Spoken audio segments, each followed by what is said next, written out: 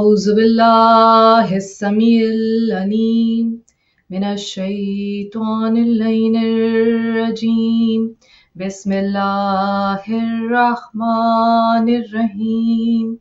الحمد لله رب العالمين الصلاة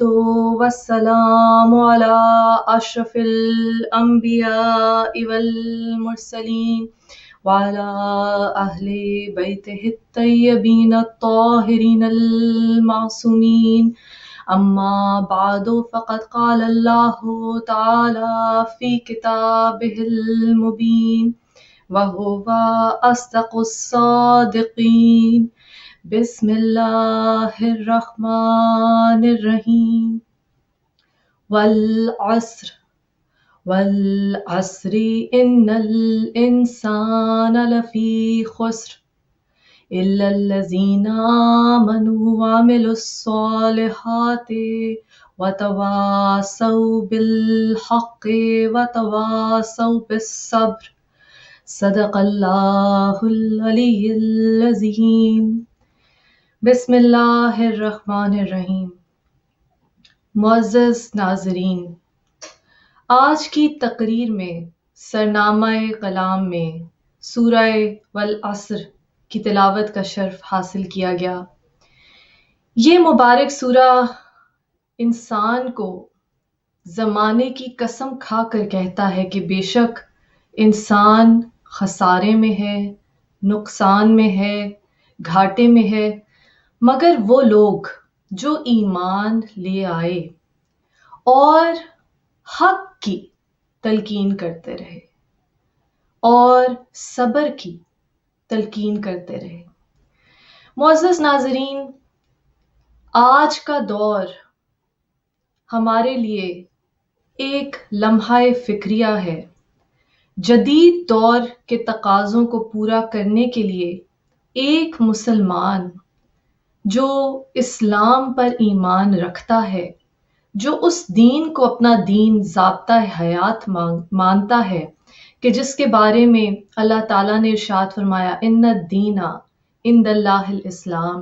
کہ بے شک اللہ کے نزدیک دین صرف اسلام ہی ہے۔ خاص طور پہ ہماری نئی نسل اور آنے والی نسلوں کے لیے یہ ایک بہت بڑا سوال ہے، بہت بڑا چیلنج ہے، کیونکہ جس طرح سے ہم دیکھتے ہیں کہ ہم سے پہلے آنے والوں نے اور موجودہ دور کی جدید سائنس اور ٹیکنالوجی کی ترقی کو دیکھتے ہوئے کہیں نہ کہیں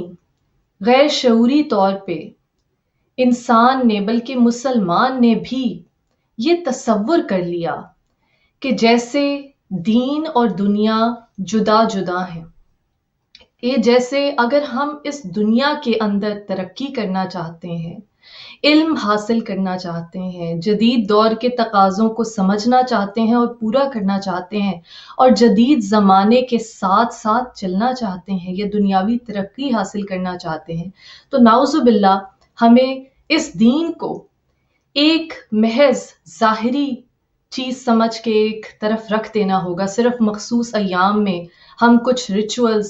کچھ ایسی رسومات ادا کر لیں جو ہمارے آباء و اجداد سے چلی آ رہی ہیں۔ جو لوگ تو سمجھتے ہیں کہ انہوں نے اپنے آباء و اجداد کی ان رسومات کو ادا کرنا ہے، وہ رسماً اور دنیا کو دکھانے کے لیے اور شاید اپنے آباء و اجداد کی محبت میں ان رسومات کو جاری و ساری رکھے ہوئے ہیں۔ بہت غور کیجیے گا، لمحہ فکریہ ہے کہ آخر جو ایام ہم مناتے ہیں، آخر جو ہم مجالس میلاد کا اہتمام کرتے ہیں، آخر ہم جو عبادات کا اہتمام کرتے ہیں، کہ اس کے پیچھے کون سی غرض ہے جو ہمیں ڈرائیو کر رہی ہے، جو ہمارے لیے مقصد کیا ہے، غرض کیا ہے۔ امام حسین، امام علی مقام علیہ السلام شہید انسانیت کا یہ قول مجھے یاد آ جاتا ہے کہ بہت سے لوگ ایسے ہیں جو دین کو بوقت ضرورت محض ایک لبادے کے لیے کی طرح اوڑھ لیتے ہیں، اور جب ان کی دنیاوی ضرورت پوری ہو جاتی ہے تو اس لبادے کو اتار کر پھینک دیتے ہیں۔ کیا ہم ان عبادات کا اہتمام کرتے ہیں، مجالس کا، محافل کا اہتمام کرتے ہیں، تو کیا دنیاوی غرض و غایت کے لیے؟ کیا اپنی دعاؤں کے مستجاب ہونے کے لیے محض؟ اور پھر کیا ہم اپنی نئی نسل کو کہہ سکتے ہیں کہ دین کی تعلیم میں اپنے آپ کو پوری طرح سے جذب کر لو تو تمہیں دنیا کی ترقی بھی مل جائے گی؟ حقیقت تو یہ ہے کہ ایسا ہرگز نہیں، اور اس میں بہت ہاتھ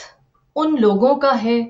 کہ جنہوں نے رسول اللہ صلی اللہ علیہ وآلہ وسلم کے دنیا سے رخصت ہوتے ہی اسلام کے اس ممبر کو، اسلام کی اس لیڈرشپ کو، اسلام کی رہنمائی کو دنیاوی مقاصد کے لیے استعمال کیا۔ رسول اللہ صلی اللہ علیہ وآلہ وسلم کے دنیا سے ظاہری رخصت کے ساتھ ہی ان لوگوں نے جنہوں نے اقتدار کو مال غنیمت کے، دنیاوی اقتدار کے حصول کا ایک ذریعہ سمجھا، تو ظاہر ہے کہ ان کا الہ، ان کا منتہائی مقصد سب سے پہلے خود اپنی ذات کا بت، اس کے بعد اقتدار یعنی کرسی کا بت، اس کے بعد مال و دولت یعنی حب دنیا، طلب دنیا کا بت۔ جبکہ اسلام بالکل اس کے برعکس تعلیم دیتا ہے۔ اسلام وہ مذہب ہے، اور اس لیے اللہ نے کہا کہ اللہ کے نزدیک دین محض اسلام ہی ہے، کہ یہ عین فطرت انسانی کے قریب ترین دین ہے۔ یہ وہ دین ہے جو رہبانیت کا حکم نہیں دیتا، یہ وہ دین ہے جو اپنے رشتوں ناتوں کو ترک کرنے کا حکم نہیں دیتا، بلکہ ایک حدیث مبارکہ میں کہا گیا، اور قول امام معصوم علیہ السلام بھی ہے، کہ حلال رزق کمانے سے وہ گناہ دھل جاتے ہیں جو نماز، روزے اور نفلی عبادات سے نہیں دھلتے۔ یہ وہ دین ہے کہ جو انسان کی بیسک فطری، بنیادی فطری جو ضروریات ہیں، جو اس کے فطری رویے ہیں، ان میں بھی ثواب رکھ دیتا ہے۔ جیسے خوش اخلاقی کہا کہ مومن بھائی کے لیے مسکرا دینا صدقہ ہے۔ جس طرح بی بی فاطمہ زہرا سلام اللہ علیہ نے ایک مرتبہ فرمایا کہ جب ایک خاتون گھر میں اپنے بچے کی تربیت یا اس کی افزائش، اس کی خدمت کرتی ہے، تو وہ اس وقت خدا کے قریب ترین ہوتی ہے۔ یہ وہ دین ہے کہ خدا سے قرب کا ذریعہ بھی انسانیت سے محبت کو قرار دیتا ہے۔ اور آپ دیکھیے کہ یہ وہ نام نہاد ٹھیکیدار کہ جن کے بارے میں امام موسیٰ کاظم علیہ السلام کا قول ہے کہ حضرت داؤد اللہ کے نبی کو اللہ نے وحی کی کہ دیکھو اپنے لوگوں کو خبردار کر دو کہ وہ ایسے لوگوں کو اپنا رہنما نہ بنائے اور مذہب کے لیے اپنا گائیڈ نہ بنائے، اپنا رستہ دکھانے والا نہ بنائے، جو دنیا کی طلب رکھتے ہیں، جو دنیا کی طلب رکھتے ہیں۔ اور آپ دیکھیے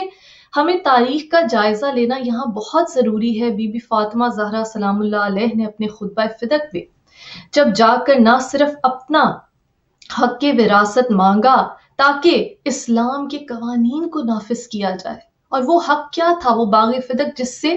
غریبوں کی مدد کی جاتی تھی۔ اور پھر کہا کہ اگر تم، یعنی مسلمانوں کو مخاطب کر کے کہا کہ اگر تم اس رہنما کو جو من کن تو مولا فہذا علی مولا کے اعلان کے ساتھ، جس کا میں مولا اس کا علی مولا، اس کے ساتھ اللہ تعالیٰ نے منتخب کیا، اللہ تعالیٰ نے اپوائنٹ کیا، اگر اس کو اپنا رہنما مان لیتے تو سبق رفتاری کے ساتھ، تیزی کے ساتھ، بغیر کسی تھکن کے، بغیر کسی مشکل کے بہت آسانی سے منزل مقصود پر پہنچ جاتے۔ اب یہاں آپ دیکھیے سورہ عصر میں اللہ تعالیٰ نے کہا بے شک انسان خسارے میں ہے، گھاٹے میں ہے، مگر وہ لوگ جو ایمان لے آئے۔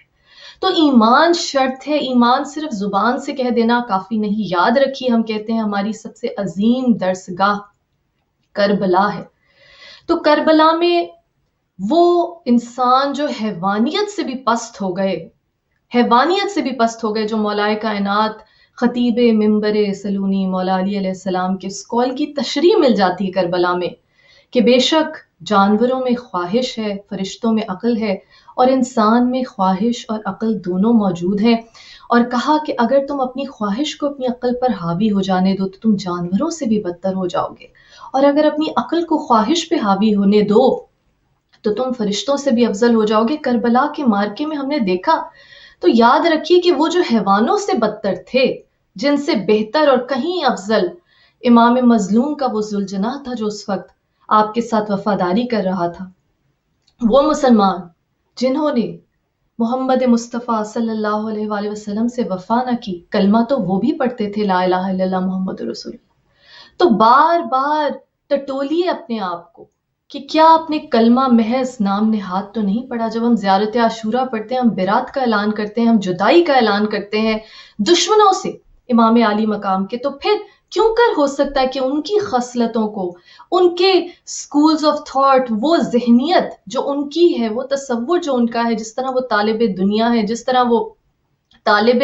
ذات ہیں، خود پرستی میں مبتلا ہے، تکبر میں مبتلا ہے، دنیا کی ہوس میں مبتلا ہے، کیوں کر ممکن ہے کہ ہم دعویٰ تو کریں پاکوں سے، سچوں سے محبت کا، ہم خود کو چاہیں کہ در زہرا علیہ السلام سے ہماری تمام حاجات قبول ہو، اور پھر ہم اپنے اندر ان خصلتوں کو جگہ دیں کہ جو نعوذ باللہ ان حیوانوں سے بدتر انسانوں میں تھی۔ زبان سے کلمہ پڑھ لینا کافی نہیں، وہ اسلام جو تلوار کے زور پہ پھیلا، اس اسلام سے لوگوں میں محض ظاہر ہے ان غزوات کی، ان مبارک جہاد کے موقعوں کی میں بات نہیں کر رہی جہاں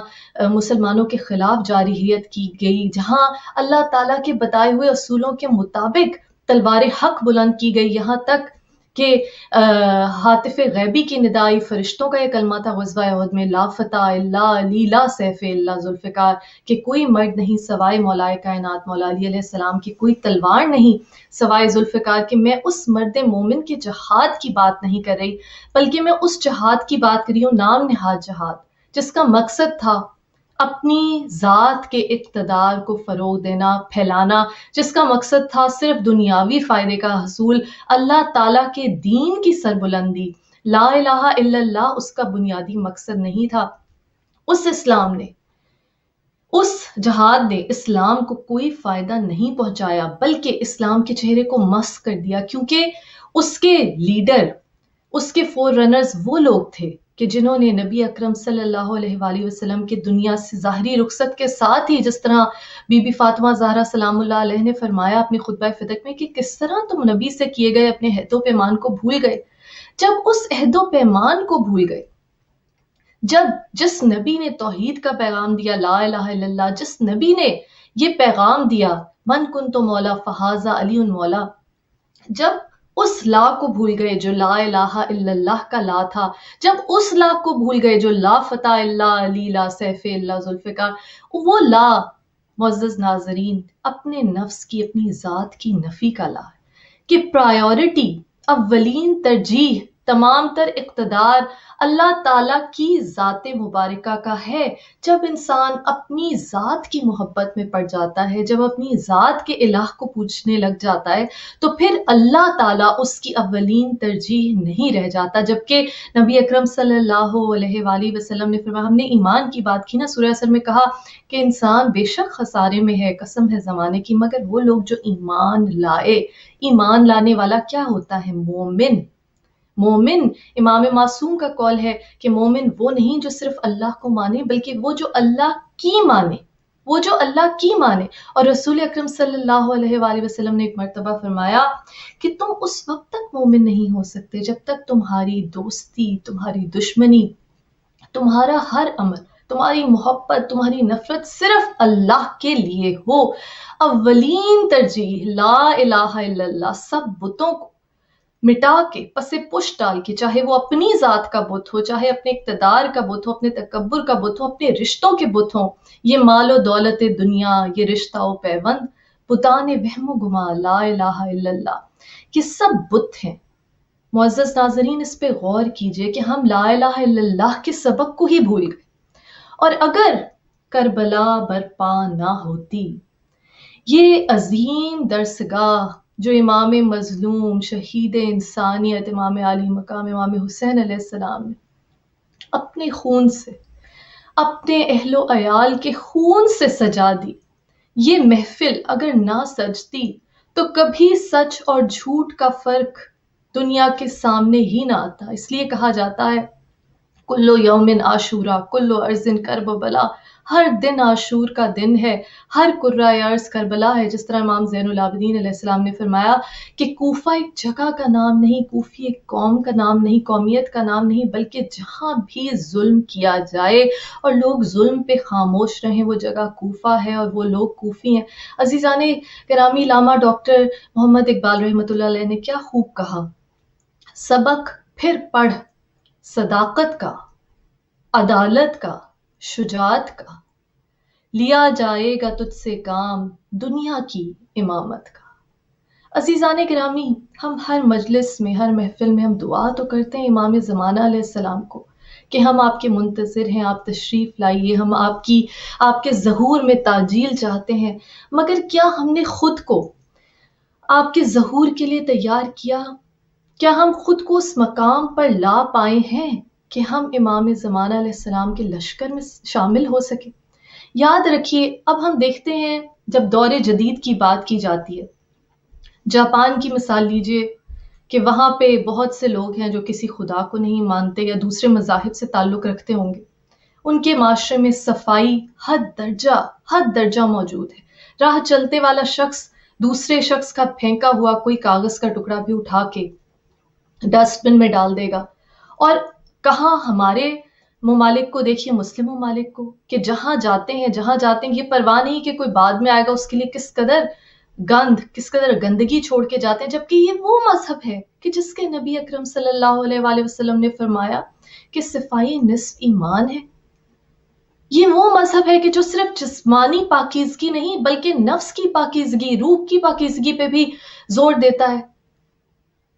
کہ ایک مرتبہ مولائے کائنات مولا علی علیہ السلام نے فرمایا کہ پانی بدن کو پاک کرتا ہے، آنسو نفس کو پاک کرتے ہیں، عشق روح کو پاک کرتا ہے۔ اور ہم کہتے ہیں کہ ہم ان پاکوں کے ساتھ، ان صالحین کے ساتھ، ان اہل کسا کے ساتھ اپنا الحاق کرنا چاہتے ہیں، ان کی محبت کا دعویٰ کرتے ہیں، تو پھر ہم ان معاشروں کو کیوں کر کہہ سکتے ہیں جو مسلمان قوم کی آج حالت ہے؟ جیسے فرض کیجئے ہم نے جاپان کے لوگوں کو کہنا ہے کہ آپ اسلام قبول کیجئے، کیا مثال دیں گے ہم انہیں؟ وقت کی پابندی، پاکستانی معاشرے میں دیکھ لیجئے، شادی کے کارڈ ہو، کوئی محفل ہو، کوئی دعوت ہو، جو وقت لکھا جائے گا کبھی اس وقت پہ پہنچ جائیے۔ مجھے ذاتی طور پہ اتفاق ہوا، پہنچ جائیے، ابھی آپ کو پتا چلے گا کہ وہاں تو صفائی ہو رہی ہے، اگر 7 بجے کا ٹائم لکھا ہوا ہے تو ابھی تو سٹیج تیار کیا جا رہا ہے، صفائی ہو رہی ہے، خود گھر والے موجود نہیں ہیں۔ یہ وہ دین ہے کہ نبی اکرم صلی اللہ علیہ وآلہ وسلم نہ اس زمانے میں گوگل کیلنڈر ہوتے تھے، نہ اس زمانے میں ٹیلی فون ہوتے تھے، نہ اس زمانے میں آئی فون ہوتے تھے، کہ جب ایک شخص نے آپ کو کہیں ملنے کا کہا ایک مقررہ وقت پہ آپ وہاں پہنچ گئے۔ اور کچھ روایات میں ہے کہ کئی گھنٹوں تک، اور کچھ روایات میں یہ ہے کہ 2-3 دن مسلسل اس وقت پہ آپ نے جا کے انتظار کیا، اور جب وہ شخص اس کو یاد آیا، اس نے کافی دیر کے بعد، یا پھر کچھ روایت میں کہ تیسرے دن وہ جب پہنچا وہاں، تو نبی اکرم صلی اللہ علیہ وآلہ وسلم کو وہاں دیکھا مقررہ وقت پہ،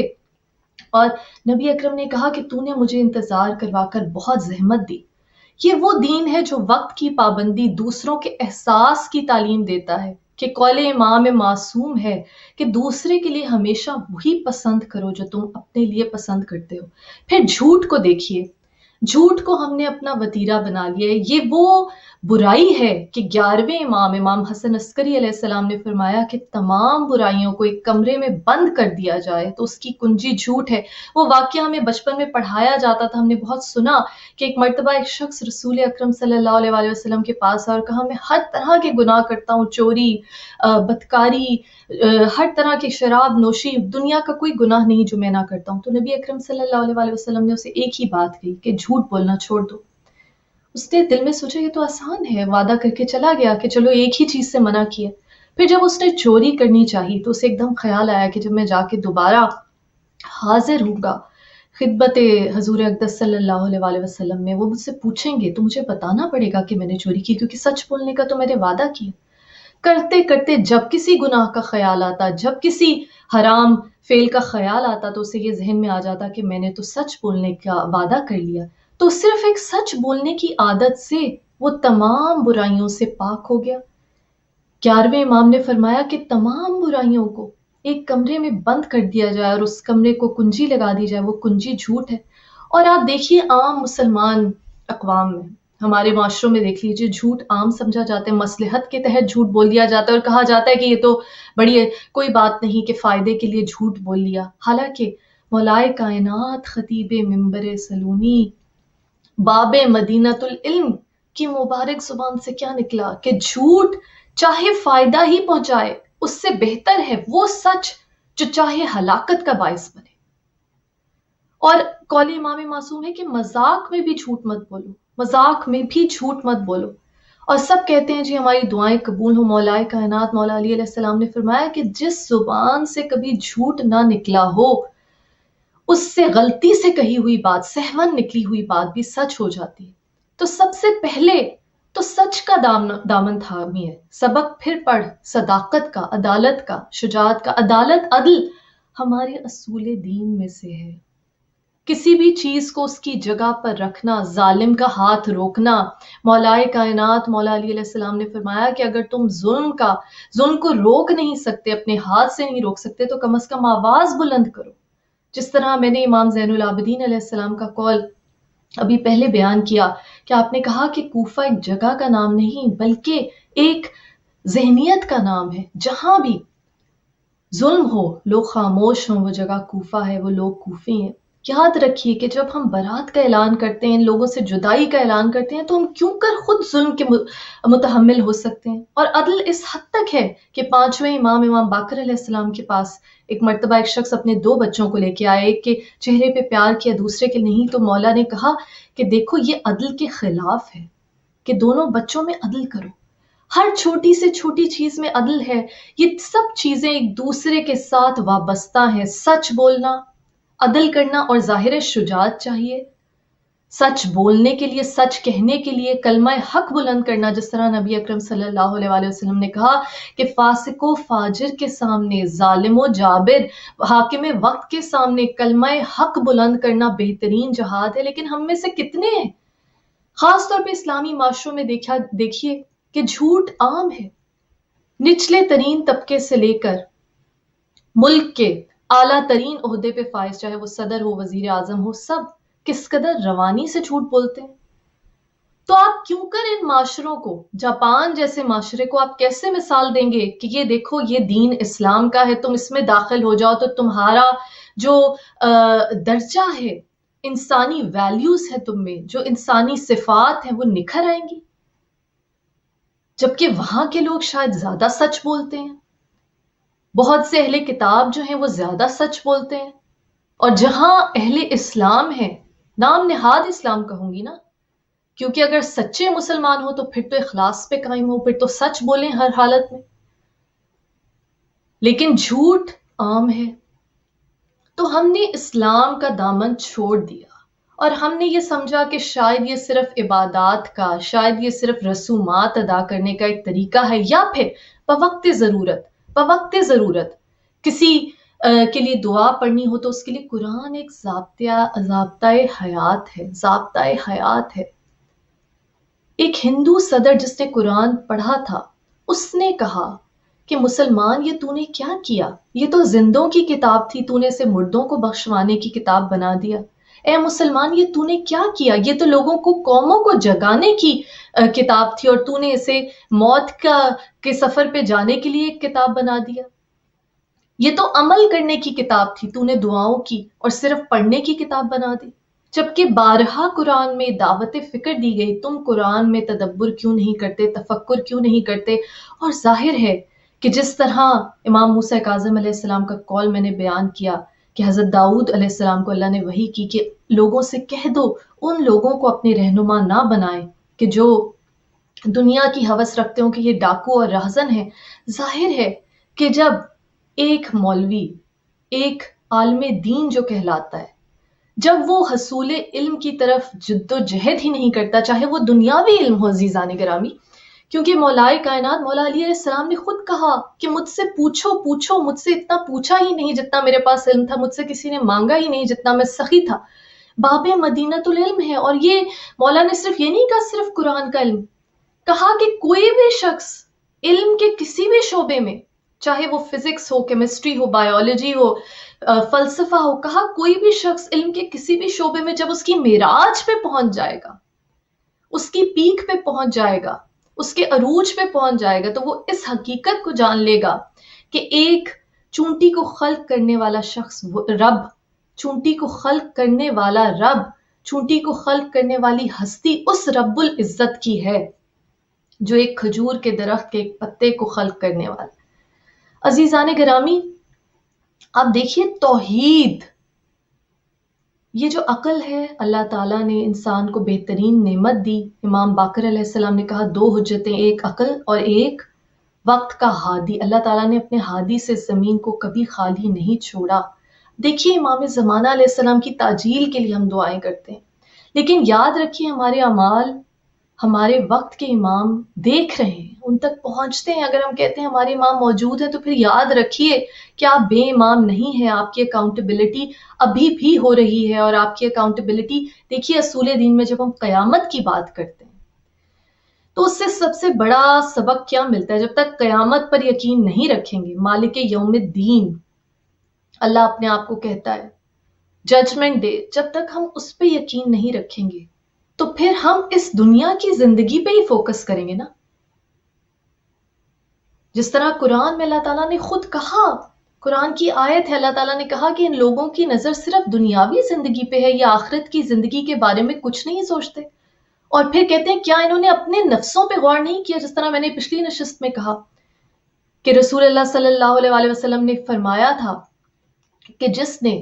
من عرفہ نفسہ فقط عرفہ ربہ، جس نے اپنے نفس کو پہچان لیا اس نے اپنے رب کو پہچان لیا. تو قرآن میں بھی کہا کہ یہ اپنے نفسوں پہ غور نہیں کرتے. کیا یہ نہیں دیکھتے کہ اللہ تعالیٰ نے زمین کو خلق کیا، آسمان کو خلق کیا، اس کے درمیان جو کچھ ہے اس کو ایک مقررہ وقت کے لیے حق کے ساتھ خلق کیا؟ اور یہ تو واقعی اللہ کی طرف جانے کے منکر ہوئے ہیں. اگر آپ آخرت کی زندگی پہ واقعی ایمان رکھتے ہیں تو پھر آپ کا ہر عمل آخرت کی زندگی کے زاد راہ کے مطابق ہونا چاہیے. پھر کیوں اس دنیا میں مال جمع کرنے کی ہوس ہے؟ پھر کیوں اس دنیا کا اقتدار، اس دنیا میں ظاہری طور پہ اپنی سربلندی، اپنا تکبر، جبکہ نبی اکرم صلی اللہ علیہ وسلم نے فرمایا جس کے دل میں رائی کے برابر بھی تکبر ہوگا وہ جنت میں داخل نہیں ہوگا. لیکن یہاں ہر شخص خود کو اپنی ذات کی عظمت کے خبط میں مبتلا ہے، اور کسی بھی طرح، چاہے جھوٹ بول کر ہو، چاہے کسی کا حق مار کر ہو، چاہے کسی پر ظلم کر کے ہو، وہ چاہتا ہے کہ اپنی بالادستی ہو اس دنیا کی. جو بھی اپنی اپنی اس نے سلطنت بنائی ہوئی ہے، چاہے وہ اپنے گھر کی ہے، چاہے وہ کسی ملک کا بادشاہ ہے، وہ چاہتا ہے کہ اس کی سلطنت قائم رہے. جبکہ زندگی کتنی بھی طولانی ہو جائے، 100 سال، 150 سال، 200 سال، آخر مرنا ہے. اور یہ جو عقیدہ ہے قیامت کا، جس کے بارے میں اللہ تعالیٰ نے کہا کہ رب ذرہ برابر بھی کسی نے نیکی کی ہوگی اسے اس کا بھی صلہ دیا جائے گا، جس نے ذرہ برابر بھی برائی کی ہوگی اسے اس کا صلہ دیا جائے گا. اور نبی اکرم صلی اللہ علیہ وسلم نے فرمایا کہ دنیا اور آخرت کی زندگی کی مثال ایسے ہے جیسے سمندر کے سامنے قطرہ. جہاں جہاں قرآن میں آخرت کا ذکر ہوا، چاہے وہ جنت کا ذکر ہو، چاہے وہ جہنم کا ذکر ہو، کہا ہم فیہا خالدون، ہمیشہ وہاں رہیں گے، ہمیشہ کے لیے رہیں گے. جس رب نے پہلی دفعہ روح پھونکی، جس رب نے پہلی دفعہ ماں کے رحم میں تمہاری شکل بنائی، وہی رب ہے. جس طرح وہ درختوں کو جھڑے ہوئے پتوں میں سے دوبارہ کونپلیں نمودار کرتا ہے، وہی رب ان بوسیدہ ہڈیوں کو قبر میں پڑی ہوئی ان ڈھانچوں کو دوبارہ سے ریزریکٹ کرے گا، دوبارہ سے انسانی شکل میں لائے گا، اور اس اللہ کے سامنے پیش کیے جاؤ گے. تو پھر اپنا ہر عمل، اپنی ہر دوستی، اپنی ہر دشمنی اس پروردگار کو اپنی اولین ترجیح رکھ کر کیجئے. اس دنیا کی زندگی تک محدود نہ رکھیے اپنی فکر کو. جو صوفیاء کرام جنہوں نے بر صغیر پاک و ہند میں اسلام کا پیغام پھیلایا، کیا وہ لشکروں کے ساتھ آئے تھے؟ کیا ان کے پاس ہتھیار تھے؟ ان میں سے کئی ایسے تھے جیسے سخی شہباز قلندر رحمۃ اللہ علیہ 7 شریف میں جن کا مزار ہے، ان ملکوں سے بھیجے گئے جہاں پہ، جیسے عرب ممالک سے بھیجے گئے، اور ایسے علاقوں میں آئے جہاں وہ زبان تک بولی نہیں جاتی تھی، وہ کلچر نہیں تھا کہ جہاں سے وہ آئے تھے. لیکن ان کا کردار ایسا تھا، انسانیت سے محبت ایسی تھی کہ لوگ خود بخود اسلام کی طرف مائل ہوئے. سب سے پہلی کوالٹی جو نبی اکرم صلی اللہ علیہ وسلم، جن کو اللہ تعالیٰ نے کہا وَمَا أَرْسَلْنَاكَ إِلَّا رَحْمَةً لِّلْعَالَمِينَ، ہم نے آپ کو عالمین کے لیے رحمت بنا کر بھیجا، عالمین کے لیے، یعنی کہ گزشتہ زمانے، آنے والے زمانے اور کائنات میں جہاں جہاں زندگی موجود ہے، کیونکہ حدیث کے سامنے اللہ تعالیٰ کہتا ہے سکانہ سماواتی، آسمان کے رہنے، عالمین کے لیے رحمت بنا کر بھیجا. اور پہلی کوالٹی، پہلی صفت جو کفار مکہ مانتے تھے، بیست سے پہلے، اسلام کے اعلان سے پہلے صادق اور امین ہونا، سچ بولنا، امانت میں خیانت نہ کرنا، کہ حتیٰ کہ جب نبی نے کہا کہ اگر میں یہ کہہ دوں اس پہاڑی کے پیچھے سے دشمن کی فوج آ رہی ہے تو تم کیا یقین کرو گے؟ کہا ہاں، کیونکہ آپ صادق اور امین ہیں، آپ کی لسان مبارک، زبان اطہر سے کبھی جھوٹ کا ایک حرف بھی نہیں نکلا۔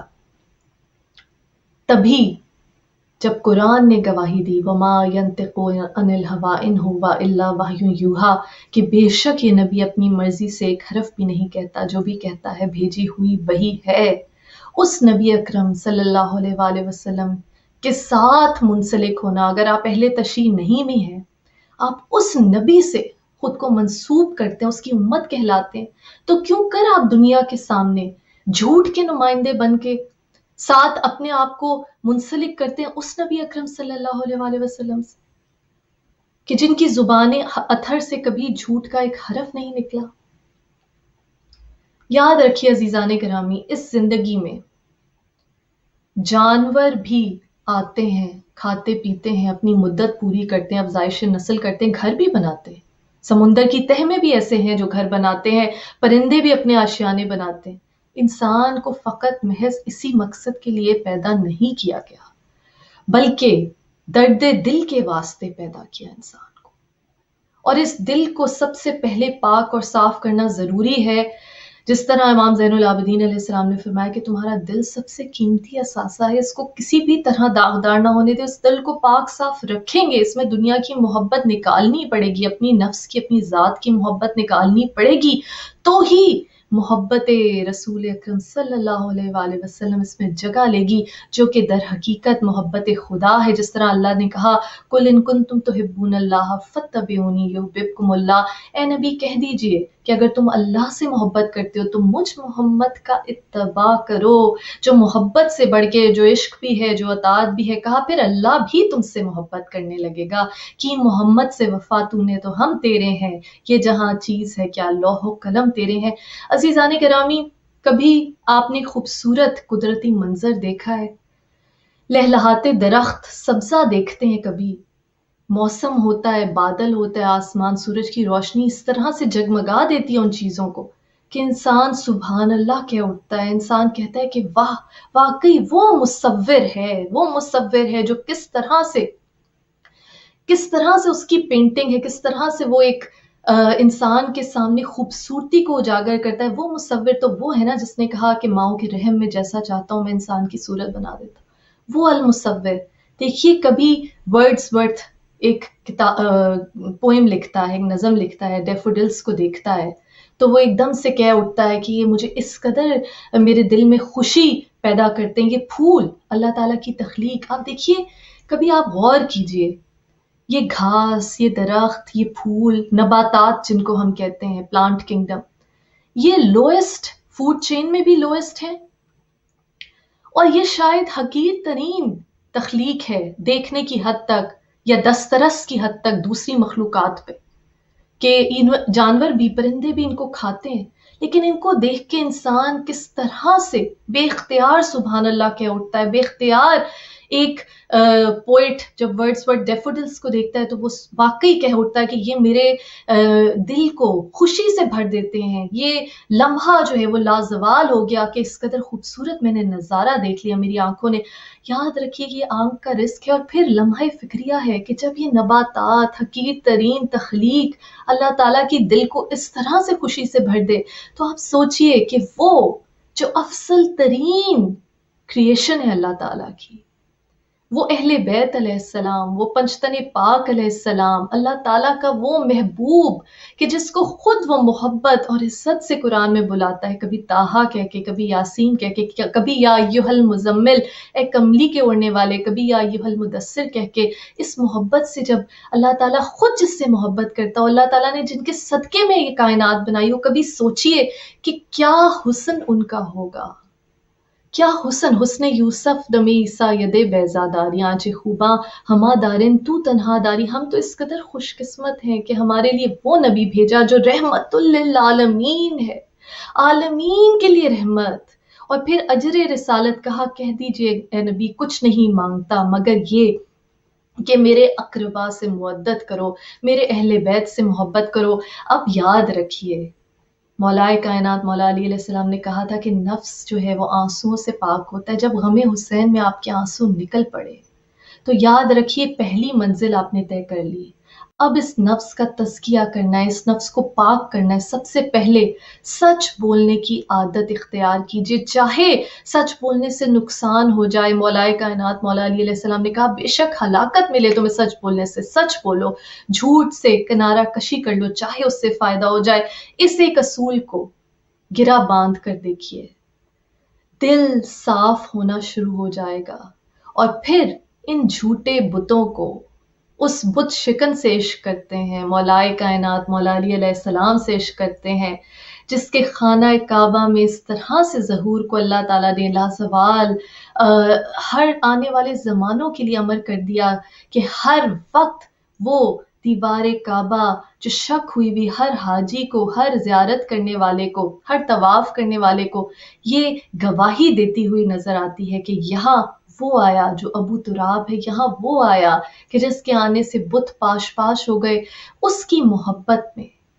اپنے دلوں سے چن چن کر بتوں کو پاش پاش کیجیے۔ سب سے پہلے اس میں اپنی ذات کا بت ہوگا، تکبر کے بت کو توڑنا ہوگا، اپنی ذات کی محبت سے نکل آئیے، اپنی ذات کو پہچانیے، سب سے پہلے اپنے نفس کو پہچانیے، اور پھر یہ دیکھیے کہ یہ پروردگار کی امانت ہے، اس نے تخلیق کیا، اس کی محبت ہی اس دل میں ہونی چاہیے۔ جس طرح بی بی زینب علیہ السلام کا بچپن کا واقعہ عالم طفلی میں آپ نے جب اپنے بابا جان مولائے کائنات مولا علی علیہ السلام سے پوچھا کہ بابا جان کیا آپ کو مجھ سے محبت ہے؟ قالا دام، کہا ہاں، میری اولاد اولادنا اخبارنا، میرے جگر کے ٹکڑے ہیں۔ تو بی بی زینب علیہ السلام نے ایک مرتبہ فرمایا کہ بابا جان محبت تو صرف اللہ سے ہونی چاہیے، اور اولاد کی طرف صرف نظر مہر، نظر شفقت ہونی چاہیے۔ یہ بات یاد رکھیے، یہ مال و دولت دنیا، یہ رشتہ و پیوند، بتان وہم و گما، لا الہ الا اللہ۔ یاد رکھیے اس امام کو کہ جس نے بی بی سکینہ علیہ السلام کو اپنی نماز شب میں، رات کی نمازوں میں رو رو کر اللہ سے مانگا، ایسی بیٹی دے جو میری ماں فاطمہ زہرا سلام اللہ علیہ کی طرح ہو، نہ میں اس کے بغیر رہ سکوں نہ وہ میرے بغیر، اور جب اے اللہ تو مجھے اپنی راہ میں بلائے تو میں اسے روتا تڑپتا چھوڑ کر تیرے دین کی سربلندی کے لیے حاضر ہو جاؤں۔ ہم ان ہستیوں کو مانتے ہیں کہ جن کے دل اس طرح سے وسیع تھے لوگوں کی محبت کے لیے بھی، تو سوچئے اپنے جگر گوشوں کے لیے ان کے دل میں کیا محبت ہوگی۔ لیکن ترجیح اللہ تعالیٰ کی ذات، ہر دوستی ہر دشمنی اللہ تعالیٰ کی خوشنودی کے لیے، ترجیح اللہ تعالیٰ کی ذات، ظلم کا ساتھ نہ دے، چاہے وہ آپ کے اپنے اہل و عیال ہو جو ظلم کا مرتکب ہوئے ہو، آپ نے سچ کا ساتھ دینا ہے اللہ تعالیٰ کی خوشنودی کے لیے، چاہے اس میں اپنے آپ کے رشتہ دار ہوں جو ظلم کرنے والے ہوں، آپ نے ظالم کے ہاتھ کو مضبوط نہیں کرنا، کیونکہ آپ کے لیے سپریم اتھارٹی، آپ کے لیے اولین ترجیح اللہ تعالیٰ کی ذات ہے۔ سچ کی سربلندی، حق کی سربلندی، اخلاص کی سربلندی، اخلاص کو، توحید کے شعور کو، جس طرح بی بی فاطمہ زہرا سلام اللہ علیہ نے فرمایا تھا کہ قلب میں اتارا رسول اللہ صلی اللہ علیہ وآلہ وسلم کے نور کے ذریعے۔ اور یاد رکھیے جب بی بی فاطمہ زہرا سلام اللہ علیہ نے اپنے شوہر نامدار مولائے کائنات مولا علی علیہ السلام کا تعارف کروایا تو کہا ابو الحسن یعنی مولا علی کو اس دنیا سے اتنی ہی محبت ہے کہ کسی بھوکے کی بھوک مٹا دیں، کسی پیاسے کی پیاس بجھا دیں۔ یاد رکھیے اپنے آنے والی نسل کو یہ بتائیے کہ ہم کن کے ماننے والے ہیں، جو خطیب منبر سلونی ہے، علم کی اعلیٰ ترین معراج پہ فائز ہے۔ ائمہ طاہرین کے اقوال ہیں کہ جب کوئی مومن علم حاصل کرنے کے لیے نکلتا ہے تو فرشتے اس کے نگہبان ہوتے ہیں۔ علم کا حصول ہر مومن مرد اور عورت پر فرض ہے، تو خدا را دین اور دنیا کو جدا جدا نہ کیجیے۔ یہ نہ سمجھیے کہ اگر کوئی سائنس یا ٹیکنالوجی کا علم حاصل کرتا ہے تو وہ دین سے اس کو دور ہونا لازم ہے؟ کیا وہ ضروری مغربی روایات یا اپنی اسلامی اخلاقی اقدار کو بھی پس پش ڈال دے؟ ہرگز نہیں۔ مولا کائنات مولا علی علیہ السلام نے کہا کہ جب علم کی معراج پہ کوئی پہنچے گا تو وہ یہ جان لے گا کہ توحید کا تصور کیا ہے۔ ایک چھونٹی کو خلق کرنے والا خدا وہی ہے کہ جو ایک کھجور کے درخت کے پتے کو خلق کرتا ہے۔ تو علم حاصل کرتے رہیے، علم حاصل کرتے رہیے۔ امام جعفر صادق علیہ السلام کے پاس ایک شخص آیا، اس نے کہا کہ میں اب ضعیف ہو گیا ہوں، 60 برس سے زیادہ میری عمر ہے، مجھے چیزیں بھول جاتی ہیں، میرا حافظہ کمزور ہو گیا۔ آپ نے کہا نئی زبان سیکھنا شروع کر دو۔ جب ہم ماننے والے اس گھرانے کے ہیں کہ جو علم کی اعلیٰ ترین معراج پہ فائز ہیں، تو کیوں کر ہو سکتا ہے جب قرآن نے کہا کیا عالم اور جاہل برابر ہو سکتے ہیں، کیوں نہیں ہم میں سے ہر شخص اللہ کی محبت کے لیے علم حاصل کرتا؟ مولا کائنات مولا علی علیہ السلام نے کہا کہ جب علم اور دولت میں سے تمہیں انتخاب کرنا ہو تو ہمیشہ علم کا انتخاب کرو۔ مولا کائنات مولا علی علیہ السلام نے کہا کہ دنیا میں چیزوں کی جب زیادہ ہو جاتی ہیں تو ان کی قیمت کم ہو جاتی ہے۔ سپلائی اینڈ ڈیمانڈ کا اصول میرے مولا نے بتایا نا کہ زیادہ جب وافر ہو جاتی ہیں تو ان کی قیمت کم ہو جاتی ہے، جو چیز ریئر ہوتی ہے اس کی قیمت زیادہ ہوتی ہے۔ کہا لیکن علم وہ واحد چیز ہے کہ جتنا بڑھتا ہے اس کی قیمت زیادہ ہو جاتی ہے۔ ہم لقد کرمنا بنی آدم، اللہ تعالیٰ نے آدم کی اولاد کو عزت دی، کیوں نہ ہم اپنے نفس کو آنسوؤں سے پاک کریں، اپنی عقل کو علم سے پاک کریں، اپنی روح کو عشق الہی جو عشق محمد ہے، جو عشق اہل بیت علیہ السلام اس سے پاک کریں، اور پھر عملی ثبوت بھی دیں۔ زبان سے کہہ دینا کافی نہیں لا الہ الا اللہ محمد رسول اللہ علی ولی اللہ وسیع رسول اللہ۔ ان صالحین، ان اہل قصہ، ان طیب و طاہر پاکوں جن سے اللہ تعالیٰ نے ہر رجس کو دور کر دیا، ان کے عشق میں ہم پہ لازم ہے کہ ہم اللہ تعالیٰ نے جس مقصد کے لیے اپنے انبیاء کو بھیجا، یتلو علیہم آیاتہ ویعلمہم الکتاب والحکمہ ویزکیہم، اللہ کی آیتیں پڑھ کے سنائے، نشانیاں دکھائے، کہ کتاب اور حکمت کی تعلیم دے اور نفس کا تزکیہ کریں۔ مولا کائنات مولا علی علیہ السلام نے فرمایا کہ جب کسی میں کوئی برائی دیکھو سب سے پہلے اپنے آپ کو ٹٹولو کہ کہیں تم میں وہ برائی تو نہیں، اور پھر اسے بہتر کرو۔ یہ یاد رکھیے، بہتری نفس کے خلاف جہاد افضل ترین جہاد اکبر ہے۔ اور یہ امام جعفر صادق علیہ السلام سے بھی روایت ہے، چھٹے امام سے، اور اولنا محمد وآخرنا محمد، حدیث رسول صلی اللہ علیہ وآلہ وسلم بھی ہے کہ بہت بدبخت ہے وہ شخص کہ جس کا آنے والا دن اس کے پچھلے دن سے بہتر نہ ہو۔ بار بار غور و فکر کیجئے، یہ ذکر بے شک اس سے بہتر کوئی عبادت نہیں۔ ذکر حسین، ذکر علی علیہ السلام، ذکر نبی اکرم صلی اللہ علیہ وآلہ وسلم وہ ذکر ہے کہ اللہ تعالیٰ نے خود کہا وَرَفَعْنَا لَكَ ذِكْرَكَ، اے نبی آپ کے ذکر کو ہم نے بلند کیا۔ وہ ذکر اللہ تعالیٰ نے کہا اِنَّا نَحْنُ نَزَّلْنَا الذِّكْرَ وَإِنَّا لَهُ لَحَافِظُونَ، کہ ہم ہی اس ذکر کو نازل کرنے والے ہیں، ہم ہی اس کی حفاظت کریں گے۔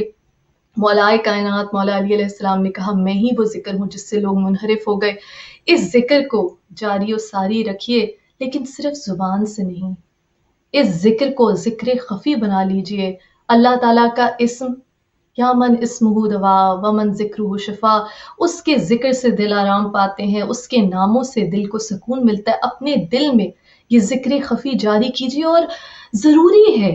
کہ اپنے نفس کا تزکیہ کریں۔ لا الہ الا اللہ کا پہلا اصول، تمام بتوں کو گرا دیجئے، چاہے وہ اپنی ذات کا بت ہو، اپنی ذات کی نفی کیجئے۔ کوئی بھی عمل کریں پہلے دیکھیں کیا یہ میں اپنی ذات کی پروجیکشن کے لیے، اپنی ذات کی نمود و نمائش کے لیے، اپنی ذات کی برتری اسٹیبلش کرنے کے لیے تو نہیں کر رہا۔ حتیٰ کہ نمازوں کا بی بی فاطمہ زہرا سلام اللہ علیہ نے فرمایا کہ نماز اس لیے فرض کی گئی کہ تمہارے دل سے تکبر کی گندگی کو، غلاظت کو دور کر دے۔ انسانوں سے محبت کیجیے، انسانوں کی عزت کیجیے، ایسا انسان بن کر دکھائیے کہ کوئی دیکھنے والا کہے کہ واقعی یہ اس گھرانے کا ماننے والا معلوم ہوتا ہے کہ جو اپنے حصے کے افطار کا کھانا، عام مسلمانوں کو کہا نا، جب نبی نے پوچھا، لوگوں نے پوچھا نبی سے کہ کتنا دیں، تو قرآن میں آیا، یہ پوچھتے ہیں کتنا دیں تو کہہ دے کل العفو، کہ جو بچ جائے وہ دے دو. لیکن وہ کریم گھرانہ اپنے حصے کا افطار کا کھانا بی بی فاطمہ زہرا سلام اللہ علیہ، مولائے کائنات مولا علی علیہ السلام نے امام حسن امام حسین علیہ السلام کی منت کے روزوں پہ اپنے حصے کا کھانا افطار کا کھانا، اپنے بچوں کے حصے کا افطار کا کھانا. وما انفقتم من نفقۃ او نذرتم من نذر، قرآن گواہی دیتا ہے اپنی منتوں کو پورا کرتے ہیں اس منت کے روزوں کو، اور افطار کے کھانے یتیم مسکین سائل کو دے دیتے ہیں. تو جب کوئی دیکھنے والا دیکھے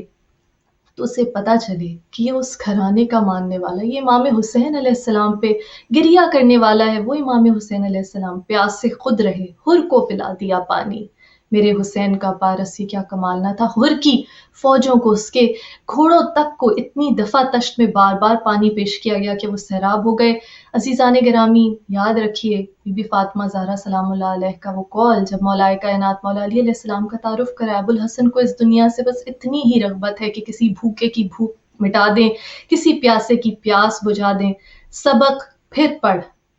صداقت کا، عدالت کا، شجاعت کا، لیا جائے گا تجھ سے کام دنیا کی امامت کا. یہ دعا ہے کہ ہم اس پاک و طیب گھرانے کا ذکر کرتے ہیں تو ہم اس قابل بن سکیں کہ خود کو ان کے عشاق میں سے، عشاق مصطفیٰ صلی اللہ علیہ وآلہ وسلم میں سے قرار دے سکیں. ہمارا عمل، ہمارا کردار ایسا ہو کہ دیکھنے والا کہے انسان کو بیدار تو ہو لینے دو، ہر قوم پکارے گی ہمارے ہیں حسین. جو حسینی ہیں، جو امام حسین علیہ السلام پہ رونے والے ہیں، ان کو سب سے بڑھ کر اپنے کردار کو نمونہ بنانا ہے، سچائی کا، صداقت کا، عدالت کا، شجاعت کا، اخلاق کا. قیامت پر ایمان کا ثبوت دینا ہے اپنی اس دنیا کے اعمال سے، اس دنیا کی جستجو میں نہیں رہنا بلکہ ذات راہ اکٹھی کرنی ہے، چاہے رزق حلال کمائے. بے شک امام حسن علیہ السلام کا اتنا وسیع دینے کا سلسلہ تھا. کسی نے کہا آپ اتنا دیتے ہیں، کہا اللہ مجھے دیتا اور میں دیتا جاتا ہوں. رزق حلال کمائے بہترین عبادت ہے، گناہوں کو دھونے کا سبب ہے، مگر صرف اس دنیا کی جستجو کے لیے نہیں، اس لیے کہ دوسروں کی ضروریات کو پورا کر سکیں، اس لیے کہ دوسروں کے لیے سرمایہ بن سکیں، اس لیے کہ کسی ضرورت مند کی ضرورت پوری کر سکیں. یا اللہ ہمیں توفیق عطا فرما کہ ہم ایسے شیعہ بنیں جس طرح امام جعفر صادق علیہ السلام نے فرمایا کہ ہمارے شیعہ ہو تو ہمارے لیے باعث فخر بنو، باعث ندامت نہ بنو. ہم امام زمانہ علیہ السلام کی تعجیل کے لیے دعائیں کرتے ہیں، ہمیں اس قابل بنا، ہمارے آنے والی نسلوں کو اس قابل بنا کہ امام زمانہ علیہ السلام کے لشکر میں شامل ہو سکیں، ہم سچ اور حق کا ساتھ دینے والے بن سکیں، سچ پر قائم رہ سکیں. یا اللہ اپنے نفسوں کا تزکیہ کر سکیں. رب زدنی علما، خطیب منبر سلونی اور باب مدینۃ العلم کے علم کا واسطہ کہ مولا نے کہا اتنا علم تھا کسی نے مجھ سے پوچھا نہیں، اتنا سخی تھا میں کہ کسی نے مجھ سے مانگا نہیں. رب زدنی علما، ہمارے علم میں اس باب مدینۃ العلم کے صدقے میں اضافہ فرما. یا اللہ جو بیمار ہیں، بیمار کربلا کے صدقے میں شفائے کلی نصیب فرما. یا اللہ اس وبا سے، اس کووڈ سے تمام مومنین، تمام انسانیت کو محفوظ رکھ. یا اللہ ہمیں شعور عطا فرما توحید کا ہمارے قلب میں، جس طرح بی بی فاطمہ زہرا سلام اللہ علیہ نے کہا. یا اللہ ہمیں کوئی غم نہ دے سوائے غم حسین، اور شبیر کا غم بانٹ رہا ہے تو ادھر دے، اور رزق حسن کے صدقے میں تو نے کہا جو شہید ہیں انہیں مردہ نہ سمجھو بلکہ میری جناب سے رزق پاتے ہیں. ہم سب کو طیب اور پاک رزق عطا فرما. جن کے گھر نہیں انہیں اپنا گھر دے، وہ گھر جو مجلس شبیر کے لیے ہو. جو اولاد کے خواہاں ہیں پاک و طیب ایسی اولاد عطا فرما کہ جو دین اور دنیا میں اپنے لیے اور ہمارے لیے سرخروئی کا باعث ہو. وما علینا الا البلاغ، لعنت اللہ علی قوم الظالمین. اللہم صلی علی محمد وآل محمد.